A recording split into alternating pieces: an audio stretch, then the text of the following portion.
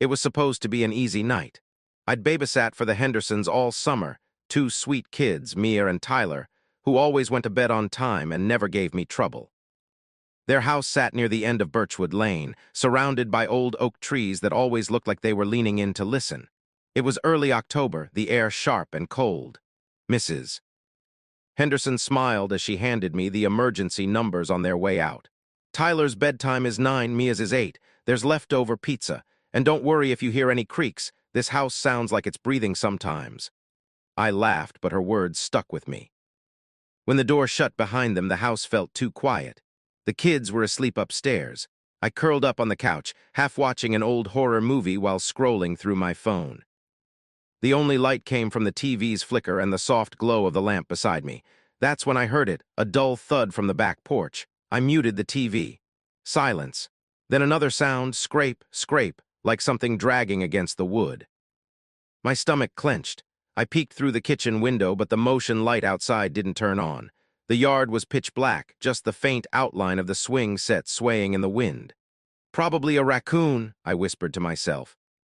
Still, I locked the back door. I had just started to relax when my phone buzzed with a call from an unknown number. I hesitated, then answered. Hello? No response, just breathing, slow, deliberate breathing. Okay, not funny, I said and hung up. A few seconds later, the landline in the kitchen started ringing. My heart nearly stopped. The Hendersons never used their landline. I'd never even heard it ring before. I picked it up slowly. Hello? At first, there was only static, then that same breathing. Who is this? I demanded, then a whisper so faint I barely caught it. Don't hang up. I slammed the phone down so hard it rattled the counter. I went upstairs to check on the kids. Both were sound asleep, breathing softly under their blankets. For a moment, it calmed me. I turned off the hallway light and started down the stairs. That's when I heard it, footsteps above me from the attic. They were slow, spaced out like someone was trying not to be heard. I froze halfway down the staircase, staring up at the ceiling. The Hendersons had mentioned nothing about anyone else being here. Mr. Henderson, I called out, my voice barely above a whisper. The footsteps stopped. I stood there for what felt like forever before forcing myself back into the living room, every nerve in my body on fire. Then, a knock at the front door.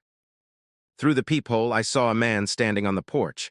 He wore a dark hoodie pulled low over his face. In one hand, he held a flashlight, in the other, what looked like a clipboard. Sorry to bother you, he said, voice muffled.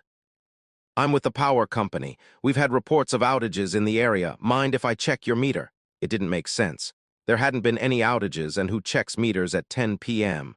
I'm just the babysitter, I said through the door. You'll need to come back tomorrow. He stepped closer, pressing a hand against the glass. It'll only take a minute. That's when the light from his flashlight caught on the object in his hand. It wasn't a clipboard, it was a crowbar. My breath hitched, and then he swung. The first hit cracked the wood near the lock. The second shattered the glass panel beside it. I screamed and bolted upstairs. I grabbed the kids, still half asleep, confused, and rushed them into the master bedroom. I locked the door, shoved the dresser in front of it, and whispered for them to stay silent. Downstairs, I could hear him. The front door gave way with a sickening crack. He was in the house, heavy footsteps on hardwood, drawers opening. Something shattering. My hands shook as I called 911. There's someone in the house, I whispered.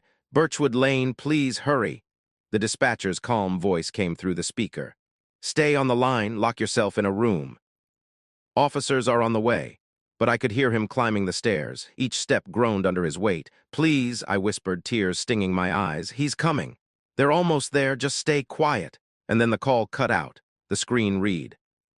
No signal, the lights went out. In the dark, I could hear my own heartbeat pounding in my ears. The doorknob started to turn. It rattled once, twice. Then harder, Mia whimpered.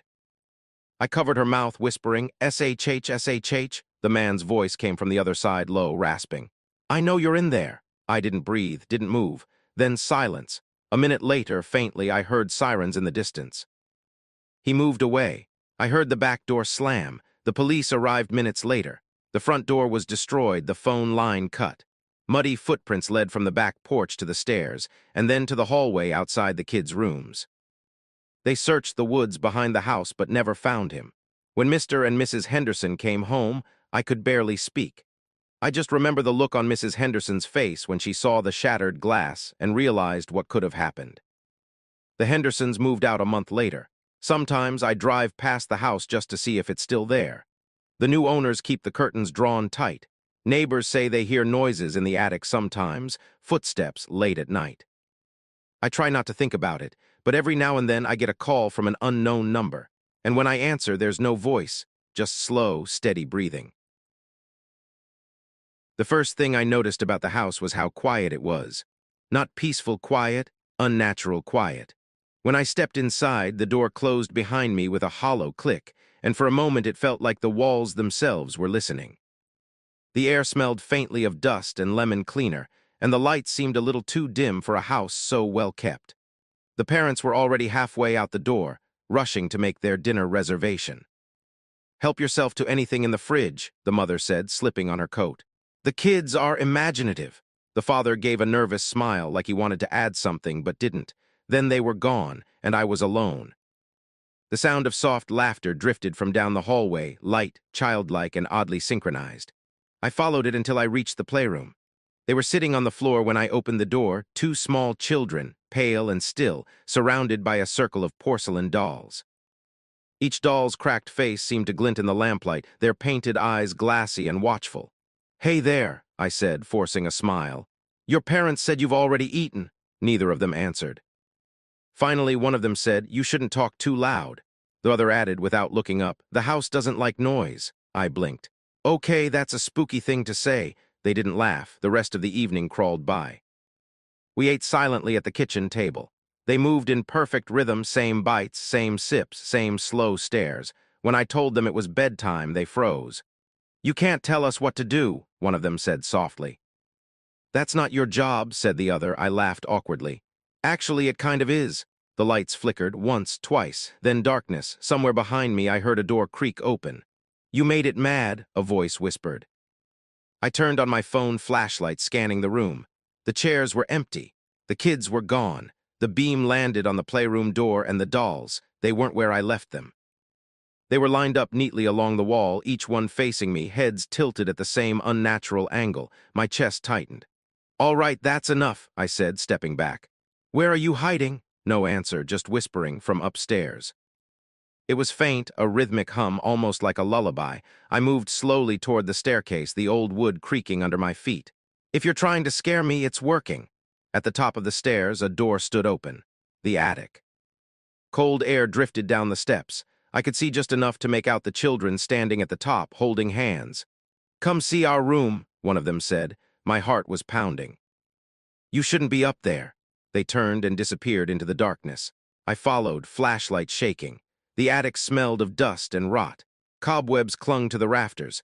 And then my light landed on something that didn't belong, hundreds of photographs pinned to the far wall.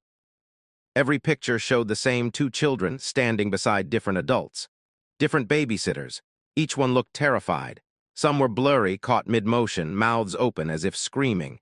My pulse roared in my ears as I stepped closer. And then I saw it. A new photograph at the center of the wall, me. I was standing in the entryway, my coat still on, smiling uncertainly. But behind me in the photo, something tall and shadowed loomed. Its hand rested gently on my shoulder. The attic door slammed shut. I spun and yanked the handle, but it wouldn't move. Whispering filled the air, too many voices, all overlapping. "You shouldn't have told us what to do," one of them said. "It's awake now?" I turned, searching for them, but the light from my phone flickered and died. All that remained was the soft glint of porcelain faces in the dark. Something moved behind the dolls. A shadow taller than the ceiling unfolded from the corner, stretching toward me, the air growing colder with each step it took. I ran. I crashed through the attic window, glass cutting into my arm as I fell onto the roof. I slid, rolled, and hit the wet grass below hard enough to knock the wind out of me. When I looked up, the attic window glowed faintly yellow. Two small silhouettes stood side by side, perfectly still. They raised their hands and waved. The police found nothing. No kids, no parents, no photos, just an empty playroom lined with porcelain dolls and one new addition sitting right in the middle. It had short brown hair and eyes that looked exactly like mine.